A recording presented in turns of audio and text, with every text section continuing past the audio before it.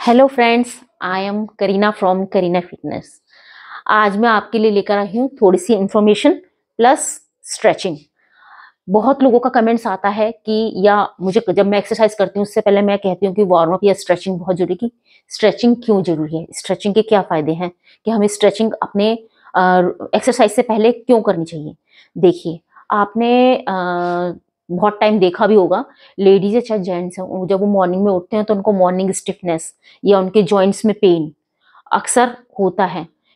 तो ऐसा क्यों होता है? ऐसा इसलिए होता है क्योंकि हमारी मसल्स सही से ग्रो नहीं कर रही होती। किस रीजन से? उनको प्रॉपर ऑक्सीजन नहीं मिल रहा होता है।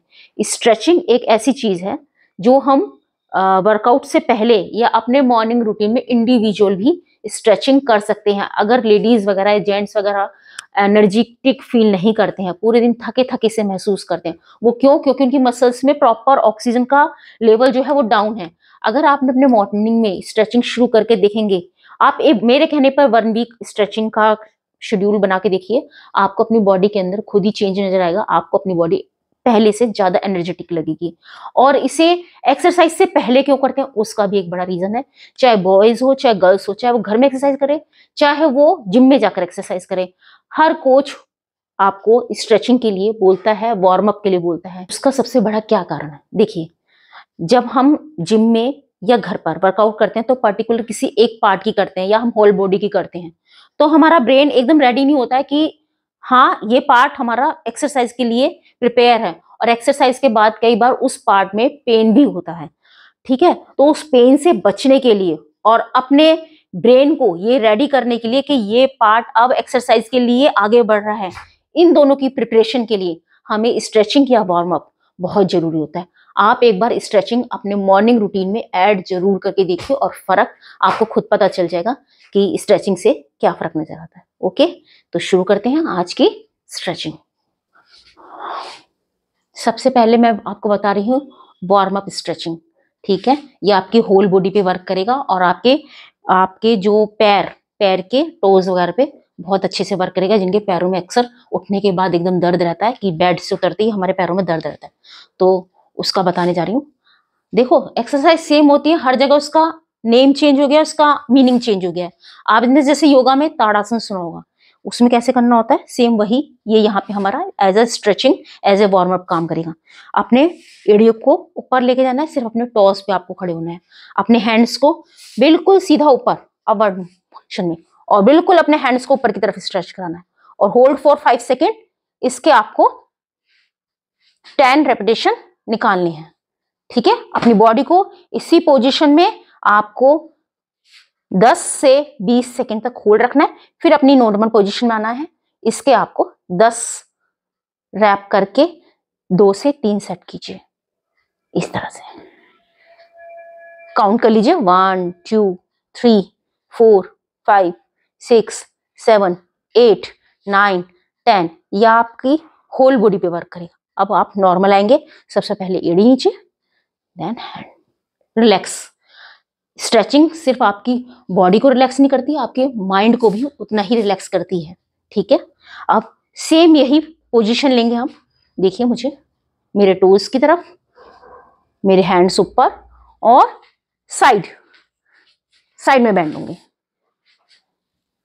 जब आप साइड में बैंड करेंगे, hold for 5 second, 1 2 3 4 5, then other side, hold for 5 seconds again, 1 2 3 4 5, relax. तो ये थी हमारी दूसरी स्ट्रेचिंग, ठीक है। फिर आता है हमारा नेक। आप देखते हो अक्सर लेडीज के, हम कंप्यूटर पर वर्क बहुत ज्यादा हो गया तो हमारा नेक का बैक पोर्शन बहुत पेन करता है। तो अब नेक्स्ट स्ट्रेचिंग है आपके नेक के लिए। आप खड़ी ही पोजीशन में अपने नेक को पहले anti clockwise then clockwise rotate करेंगे, लाइक दिस।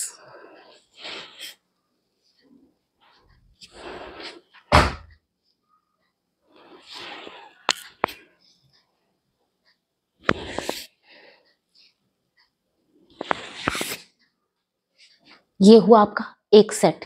इसके भी आप 10 से 12 रेपिटेशन के 2 से 3 सेट जरूर करिएगा, ठीक है। तो ये थी हमारी नेक के लिए एक्सरसाइज। अब नेक्स्ट स्ट्रेचिंग जो मैं आपको बता रही हूँ वो आपके ट्राइसेप्स और आर्म्स पे वर्क करेगा। देखिए, सबसे पहले अपने हैंड्स को नॉर्मल पोजीशन में आपको खड़े होना है, अपने हैंड्स को ऊपर लेकर जाना है और बिल्कुल अपनी एल्बो को टाइट पकड़ के उधर की तरफ अपोजिट साइड में स्ट्रेच करना है, like this. Hold for 10 second, then other side, hold for 10 second. और इसको आपको एल्बो को स्ट्रेच कराना है इस तरह से, ठीक है। इसके भी आपको 10 से 12 के 3 से 4 सेट कर लेने हैं। अब नेक्स्ट भी आपकी एल्बो के लिए ही है।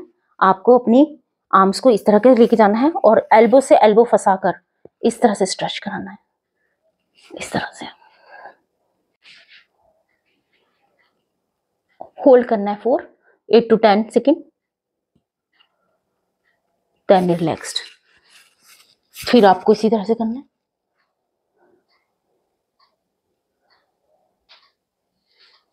Then relaxed. इसके भी आपको 8 से 10 के 3 सेट कर लेने हैं, ठीक है। अब नेक्स्ट स्ट्रेचिंग मैं आपको बताने जा रही हूँ।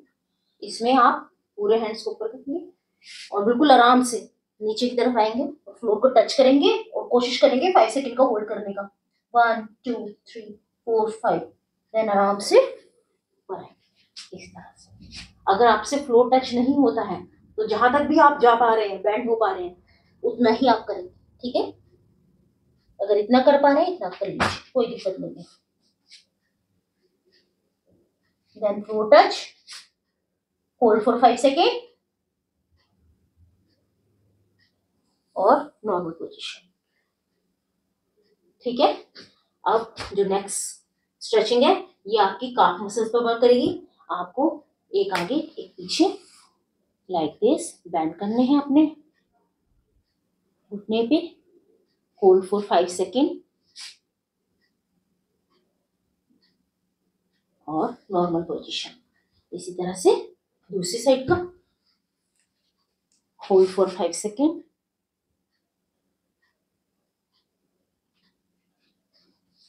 देन नॉर्मल पोजीशन, ठीक है। मैं आपको जो नेक्स्ट एक्सरसाइज करके दिखा रही हूँ, अब तक जो हमारी स्ट्रेचिंग हो रही थी वो हमारी स्टैंडिंग फॉर्म में हो रही थी। अब मैं आपको लाइंग पोजीशन में करके दिखाऊंगी, ठीक है। तो इसके लिए आपको बिल्कुल सीधा लेना है, अपनी लेग को बिल्कुल अपने घुटने को बिल्कुल अपनी चेस्ट की तरफ इस तरह से लेकर आना है, ठीक है। दूसरी लेग्स बिल्कुल सीधी और एक बिल्कुल चेस्ट की तरफ, और होल्ड फॉर 10 सेकेंड। इसके लिए बिल्कुल आपको लेग को अपने चेस्ट की तरफ बिल्कुल स्ट्रेच करके लेकर आना है और इसको 10 सेकेंड के लिए होल्ड रखना है और 10 सेकेंड से होल्ड करने के बाद फिर आपको रिलैक्स आना है। इसी तरह से अल्टरनेटिवली आपको ये एक्सरसाइज भी 3 से 4 सेट आपके इसके कर लेने हैं।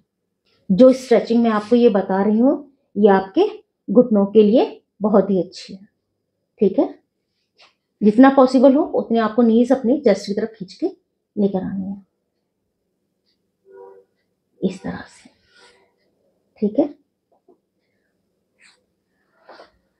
अब जो मैं नेक्स्ट स्ट्रेचिंग बता रही हूँ वो आपके बैक यानी कि स्पाइन के लिए बहुत अच्छी है। इसके लिए आपको अपने इस तरह से टेबल टॉप मैट में बैठना है। अपनी एड़ियों पर आपको अपना बैक पोर्शन आराम से सटा लेना है। अपने हैंड्स को इस तरह से आगे की तरफ लेके जाना है और इस तरह से हेड को कोशिश कीजिए फ्लोर पे टच करने की और होल्ड फॉर 10 सेकेंड। 1 2 3 4 5 6 7 8 9 10 और फिर नॉर्मल पोजीशन में आना है। इसके भी आपको 8 से 10 रेपिटेशन के 3 सेट कर लेने हैं। तो आज जो मैंने आपको ये स्ट्रेचिंग बताई है थोड़ी सी, आप इसको 1 वीक तक जरूर कीजिए, चाहे तो इंडिविजुअली चाहे अपने वर्कआउट के साथ, और अपनी बॉडी के अंदर आप खुद ही चेंज देखेंगे, ठीक है।